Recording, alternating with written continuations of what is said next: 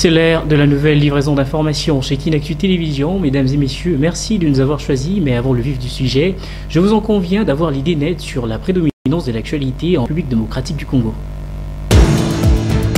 Le procureur de la Cour pénale internationale, Karim Khan, séjourne depuis le lundi 24 février dernier en République démocratique du Congo. Sa mission officielle s'inscrit dans le cadre des enquêtes sur les atrocités perpétrées dans la partie orientale du pays.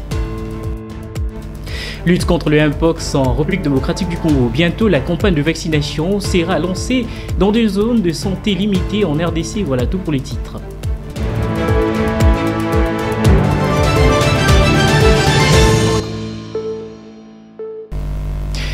Une fois de plus, bienvenue. D'entrée de jeu, sachez que le chef de l'État, Félix-Antoine Tshisekedi Tshilombo, a échangé le lundi 24 février dernier à la Cité de l'Union africaine avec Karim Khan, procureur général de la Cour pénale internationale.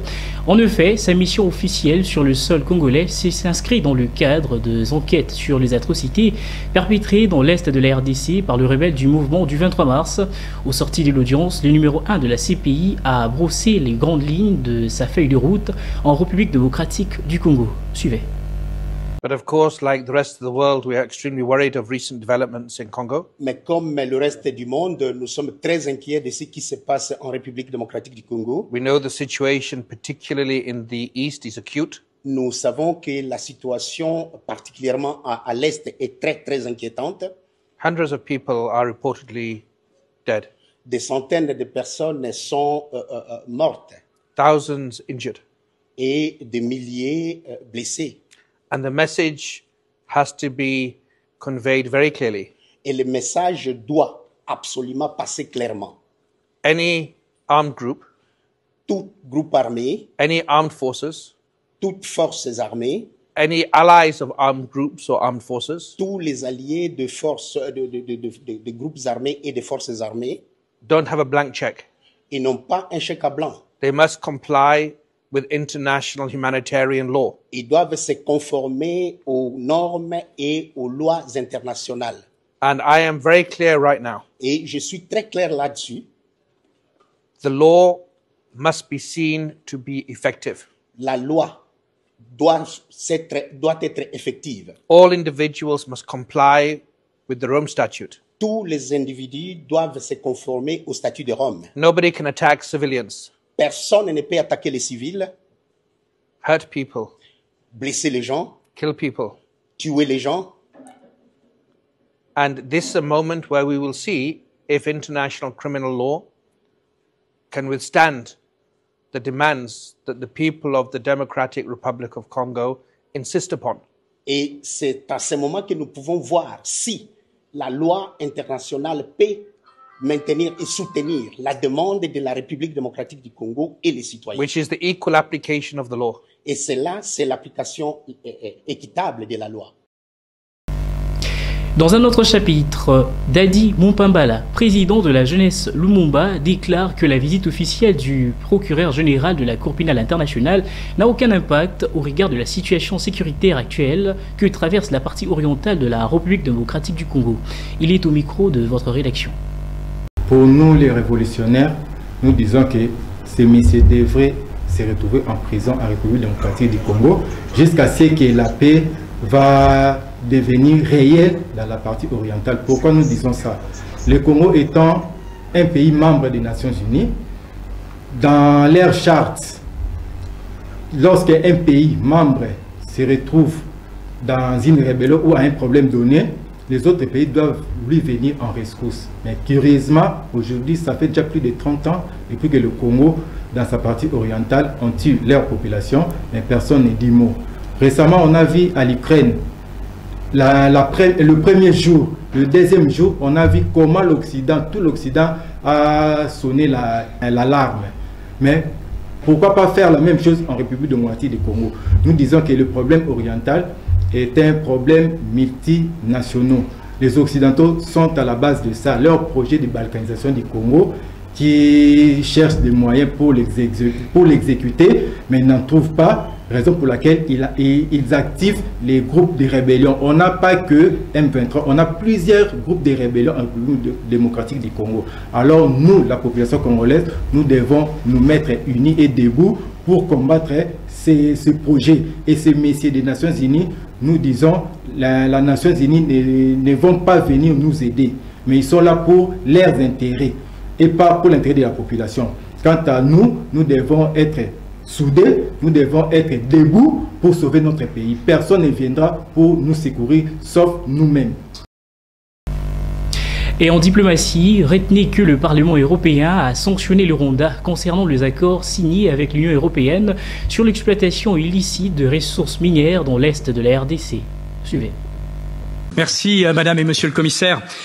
J'ai écouté vos orientations, mais on va juger dans les cas concrets. Or, malheureusement, aujourd'hui, en ce moment, il y a un cas concret d'urgence, puisque la plus grave crise humanitaire se déroule loin des caméras. C'est bien plus grave, je pense, que ce qui se passe à Gaza ou en Ukraine, c'est au Congo. Monsieur le Commissaire Sikela, je vous ai interrogé pendant vos auditions sur l'accord qui fait que l'Union européenne continue d'acheter des matériaux volés par le Rwanda, matériaux qu'il vole au Congo. Je constate que désormais, même Madame Kaja Kallas a déclaré « L'UE réaffirme que le Rwanda doit cesser de soutenir le M23 et se retirer », a indiqué le chef de la diplomatie européenne, Madame Kaja Kallas, il y a quelques jours. Alors ma question est très simple. Jusqu'à quand on va continuer d'appliquer un accord dont on sait très bien que le bénéficiaire pille les minéraux chez son voisin, assassine, tue par le biais d'un mouvement extrémiste comme le M23, et l'Europe regarde ailleurs, achète ces minéraux. Voilà, maintenant l'agression est officiellement reconnue par Madame Kaja Kallas. Qu'est-ce qu'on fait? Est-ce qu'on prend enfin des sanctions contre le Rwanda? Est-ce que enfin on va revoir cet accord, Monsieur le Commissaire? Bien avant cette importante rencontre, notons que le président de la République, Félix-Antoine Tshisekedi Tshilombo, a réuni très récemment le cacique de l'Union sacrée de la Nation. Cette rencontre s'est déroulée à la Cité de l'Union africaine. C'était un moment décisif et crucial où le chef de l'État a profité d'annoncer, sans passer par le dos de la cuillère à tous ces derniers, la mise en place d'un gouvernement de l'Union nationale. Regardez à travers ces images. Plus de 700 personnalités, parmi lesquelles notamment les chefs des institutions de la République, des députés, des sénateurs et des représentants de partis et regroupements politiques, tous membres de l'Union sacrée de la Nation, se sont retrouvés au chapiteau de la Cité de l'Union africaine ce samedi 22 février 2025 pour entendre le message du président de la République Félix-Antoine Tshisekedi Tshilombo, garant de la Nation, face à la situation de la guerre d'agression du Rwanda dans la partie est de la République démocratique du Congo. Tout a commencé par la prière et une minute de silence en mémoire de toutes les victimes de la guerre d'agression dans l'est du pays, à laquelle le secrétaire permanent de l'Union sacrée de la Nation, André Mbata, a convié l'assistance. Dans son adresse, le président de la République, haute autorité de l'Union sacrée de la Nation, en a appelé à la prise de conscience collective face à la guerre d'agression, à ne pas être distrait par des querelles intestines. L'ennemi est debout, l'ennemi est actif. L'ennemi, ce n'est pas seulement celui que vous voyez. D'ailleurs, ce que vous voyez n'est que de l'agitation. On a pris quelques esprits faibles de nos compatriotes et on les a placés devant pour donner une illusion de quelque chose. Et je peux vous dire ici que cette illusion ne restera qu'illusion.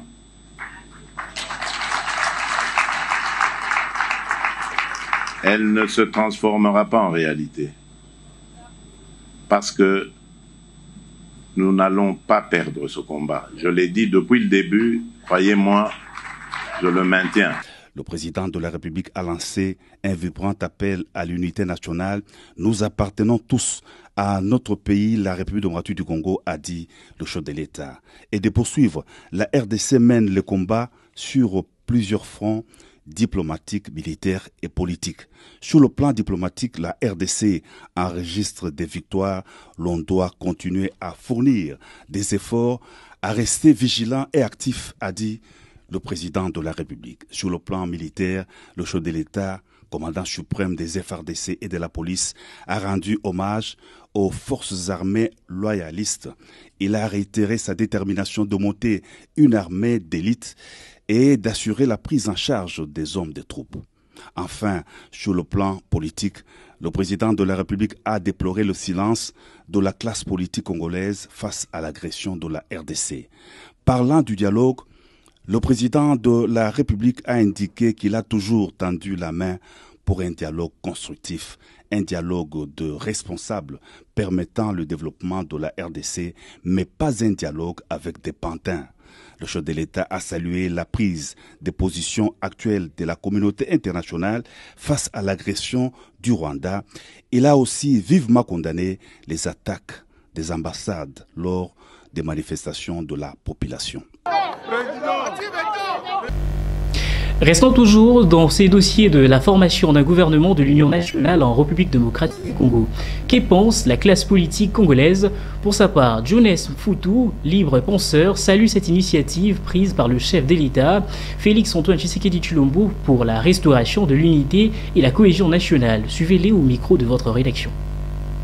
C'était le souhait de tout un peuple et tous les représentants de la nation. Vous allez vous en souvenir que le chef de l'État avait demandé à l'Assemblée nationale de convoquer une session extraordinaire afin que de se pencher, voir un peu dans quelle direction.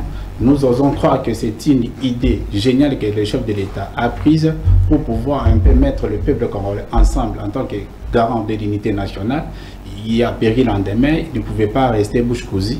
Il a estimé qu'il faut mettre le peuple congolais, lancer un appel à tout le peuple congolais, à toutes les forces vives de la nation, et nous mettre ensemble, voir dans la même direction. Voilà pourquoi le chef de l'État, devant le représentant ou le membre de l'Union sacrée, il a informé les Congolais qu'il faut maintenant mettre ou former un gouvernement d'union nationale où tout le bord, toutes les couches sociales, toutes les tendances politiques qui se mettent ensemble, voient dans la même direction pour pouvoir sauver la République parce qu'il y a déjà des périls en demeure. C'est dans cette optique-là que le chef de l'État a annoncé la formation d'un gouvernement d'union nationale, de large union nationale, pour pouvoir mettre tout le monde dans le même assiette pour sauver la République démocratique du Congo. C'est dans le pouvoir discrétionnaire du chef de l'État.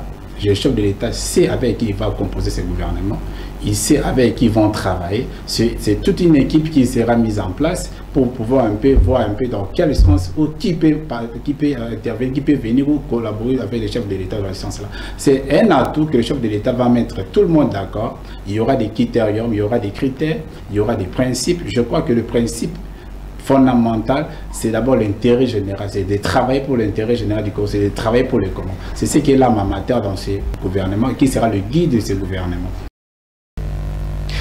Revenons sur la déclaration faite par l'ex-président de la République, Joseph Kabila Kabange.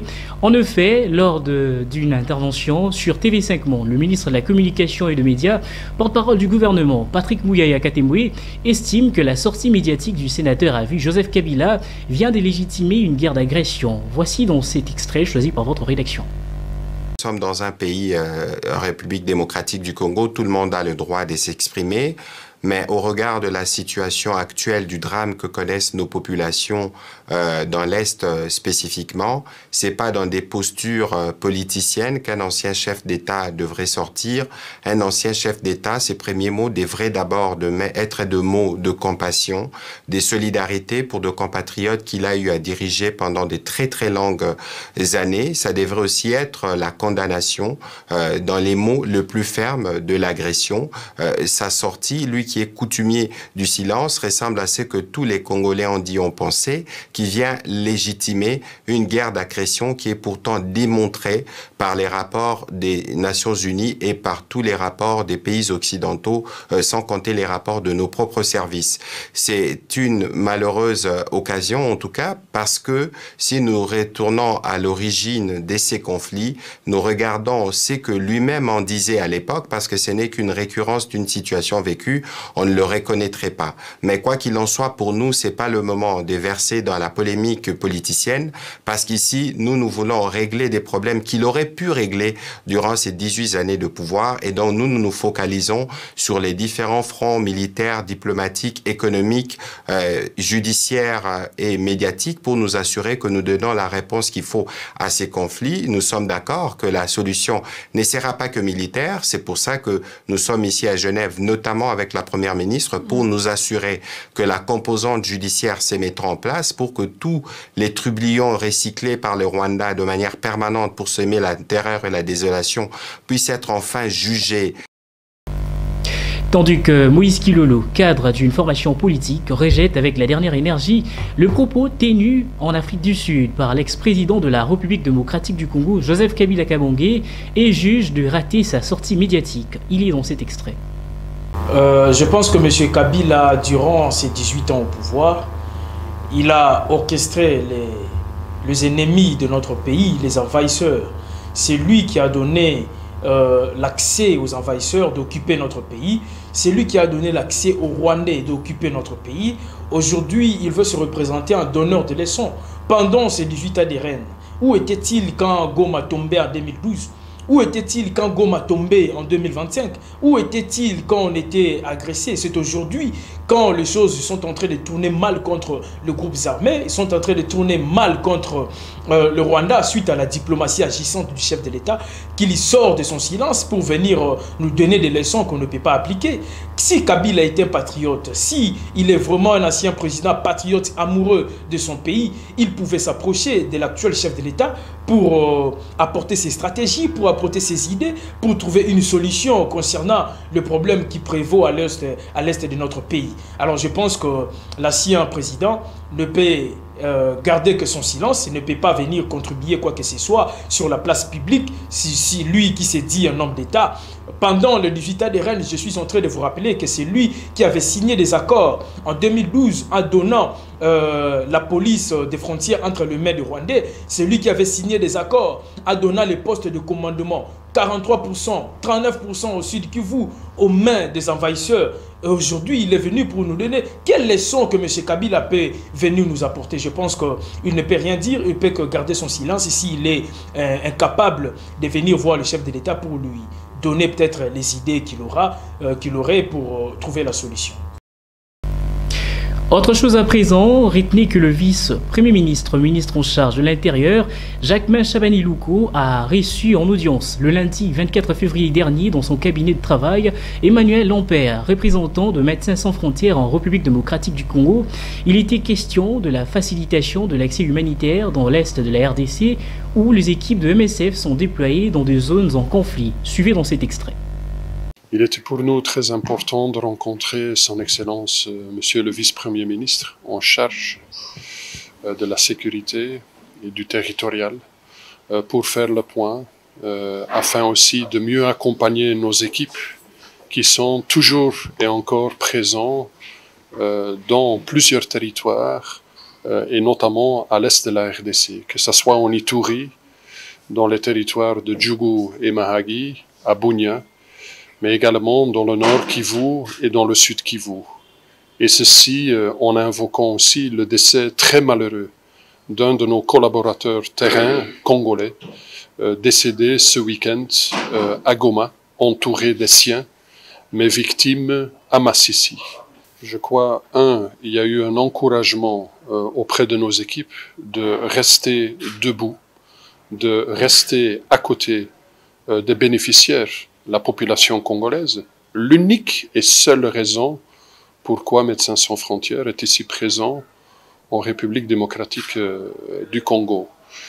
Et puis nous avons pu évoquer aussi certains points en termes de facilitation de l'accès humanitaire qui, je crois, en se référant aussi au Conseil des ministres, reste un des points clés, et nous avons entendu la volonté d'accompagner et de faciliter l'impératif humanitaire, mais également l'importance que toutes les parties prenantes au conflit respectent les dispositifs entérinés dans le droit humanitaire international.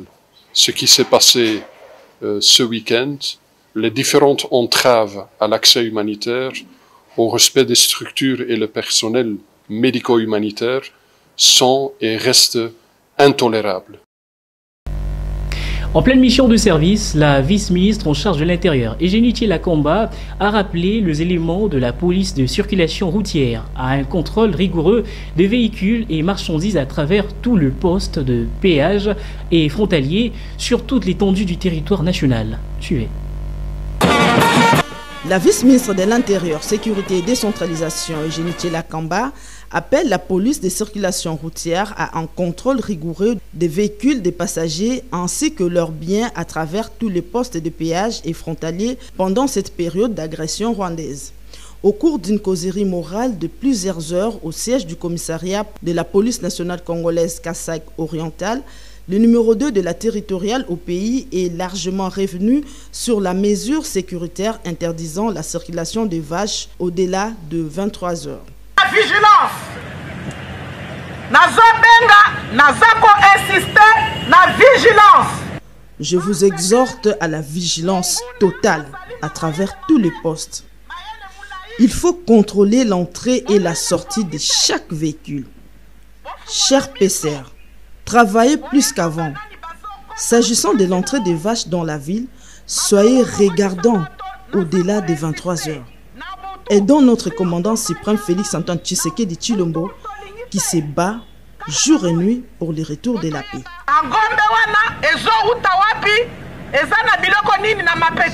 À d'autres services et bataillons de la police nationale congolaise, la vice-ministre de l'Intérieur, Eugénie Tshela-Kamba, les a exhortés à redoubler la vigilance et à s'unir plus qu'avant derrière les commandants suprêmes Félix Antoine Tshisekedi Tshilombo pour contraindre l'ennemi commun du peuple congolais.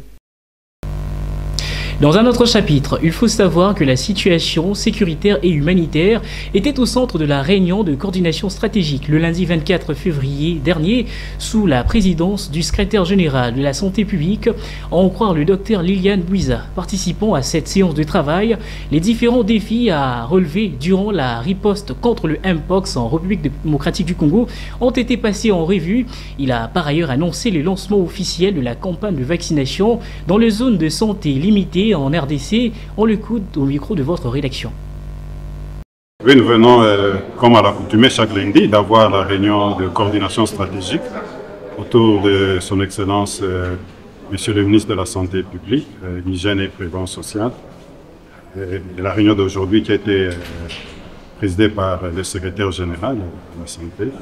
Donc, nous avons eu dans un premier temps à passer en revue les recommandations faites par son Excellence Monsieur le ministre la semaine dernière pour essayer d'identifier quels sont les défis qui se posent à nous durant cette riposte à l'épidémie de Mpox.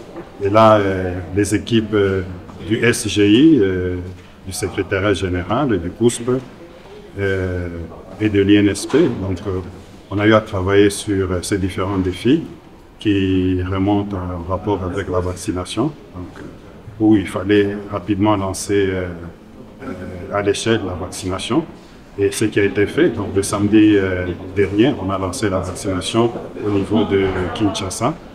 Et l'autre pilier, c'était par rapport à la vaccination, comment on pouvait décentraliser l'avantage à la vaccination et augmenter le taux de testing. Donc là, comme solution qui a été préconisée, c'est aller dans la décentralisation en mettant en place les autres dispositifs, notamment avec les matériels, les équipements de PCR que nous allons arriver à déployer très rapidement avec Africa CDC.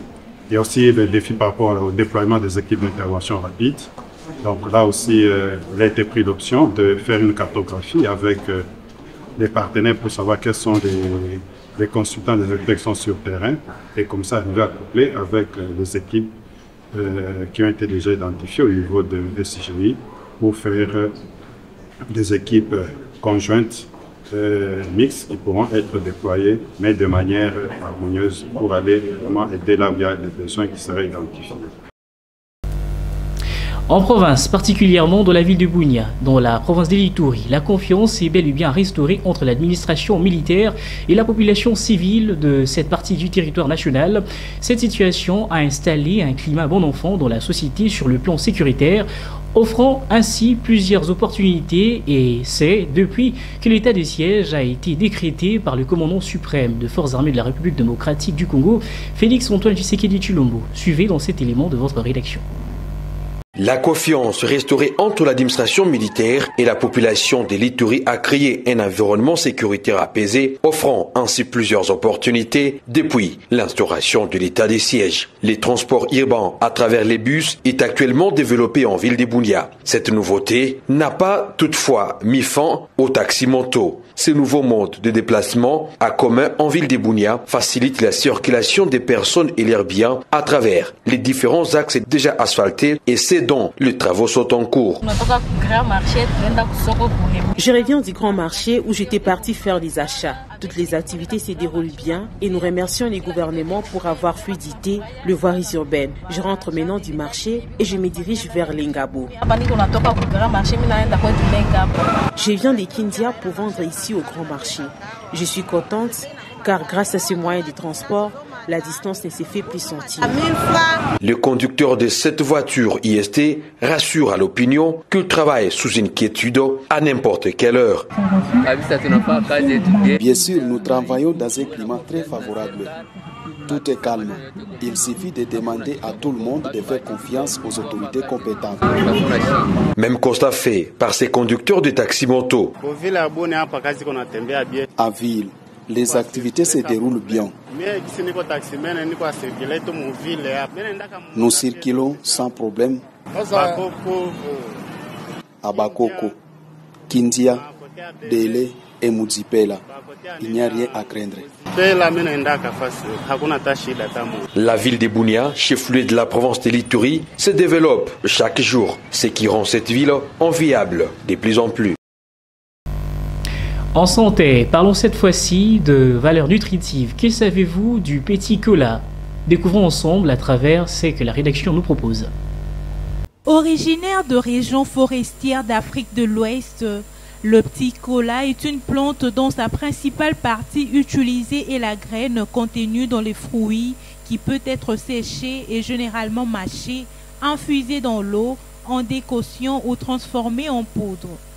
Appelé Ngadiadia ou Makasu en République démocratique du Congo, le petit cola est une sorte de noix appréciée par de nombreux consommateurs qui lui attribuent de vertus médicinales et aphrodisiaques d'après une opinion populaire africaine.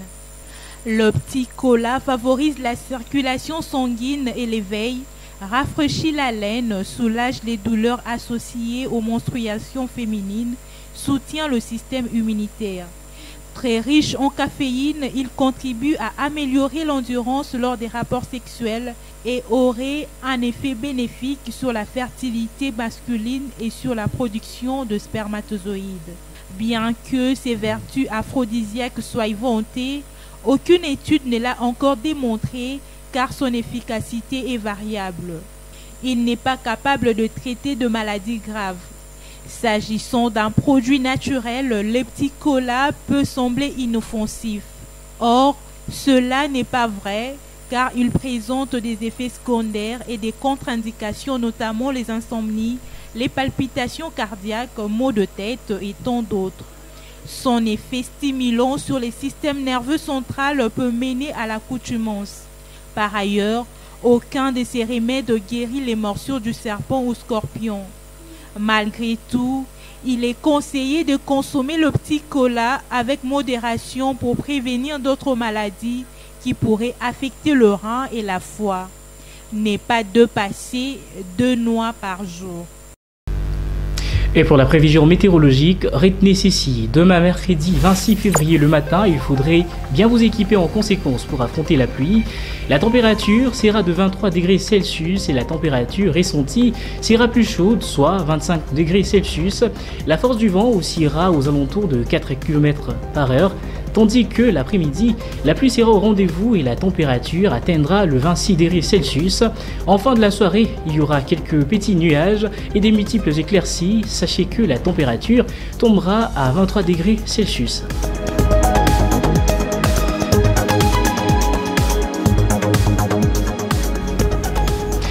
C'est sur cette note météorologique que nous mettons un terme à cette session d'information sur Kinactu Télévision. Bien avant de baisser les rideaux de ce journal, place au rappel de principales articulations du jour.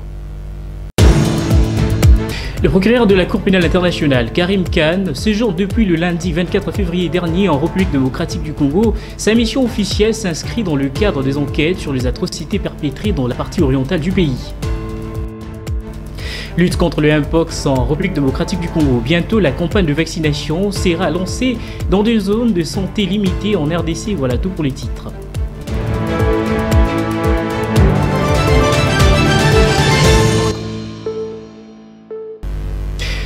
Un grand merci pour le concours rédactionnel et de la technique. Restez branchés sur nos antennes à travers le programme que vous propose votre partenaire d'excellence, Kinactu Télévision, pour ne rien rater.